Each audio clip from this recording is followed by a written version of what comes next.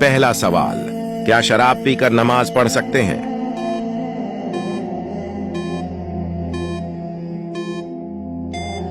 जवाब, पढ़ सकते हैं। अगर कोई शख्स शराब पी ले और उस पर नशा तारी न हुआ हो और होश व हवास में हो तो इस हालत में नमाज अदा कर सकता है।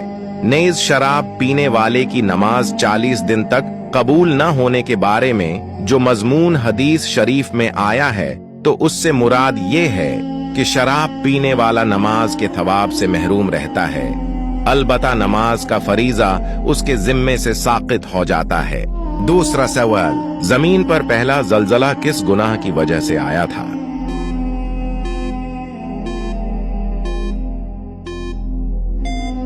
जवाब, कत्ल की वजह से। तीसरा सवाल, मुनाफिकीन ने कौन सी मस्जिद तामीर कराई थी? इसका जवाब आप कमेंट में दो।